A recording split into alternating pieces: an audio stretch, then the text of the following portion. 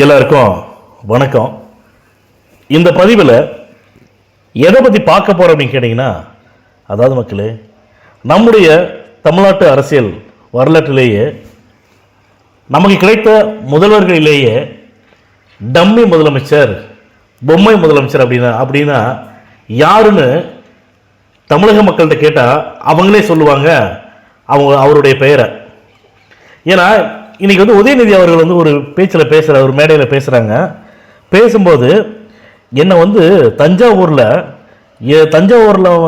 தஞ்சாவூர்லேருந்து police வீட்டுக்கு எதுக்காக arrest பண்ணாங்க தெரியுமா, என்னை கைது பண்ணாங்க தெரியுமா, நான் முதலமைச்சர் விஜய் அவர்களை டம்மி முதலமைச்சர்னு நான் சொன்னேன், கேடுகட்ட அரசாங்கம் அமைஞ்சிருக்குதுன்னு நான் சொன்னேன், விவசாயிகளுக்கு எதிரான அரசாங்கம் அமைஞ்சிருக்குன்னு சொன்னேன், பெண்களுக்கு பாதுகாப்பு இல்லாத அரசாங்கம் அமைஞ்சிருக்குதுன்னு நான் சொன்னேன் அப்படின்னு சொல்லிட்டு ஒவ்வொரு குறைகளாக சொல்லிட்டு வந்தாங்க.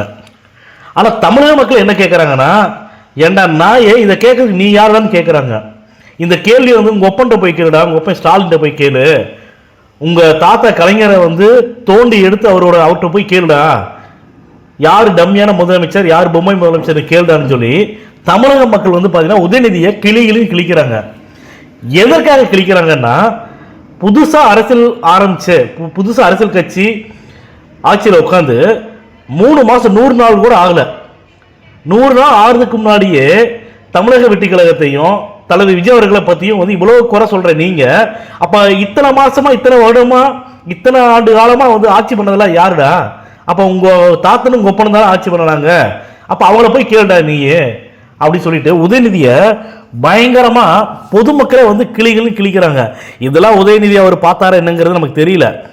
டம்மி முதலமைச்சர், பொம்மை முதலமைச்சர் யார் அப்படிங்கிறது தமிழக மக்கள் நல்லா தெரியும்.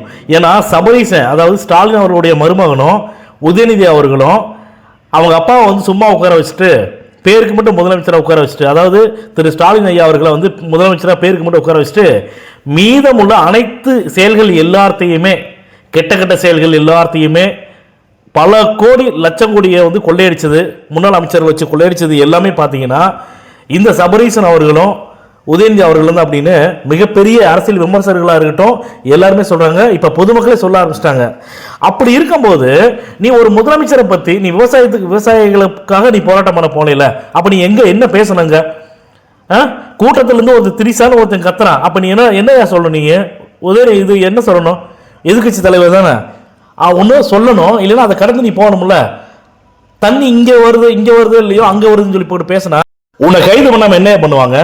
டம்மி முதலமைச்சரும் சரி, பொம்மை முதலமைச்சரும் சரி, உங்க அப்பா ஸ்டாலின் அவர்கள் தான். அதனால திமுக தமிழக மக்கள் தூக்கி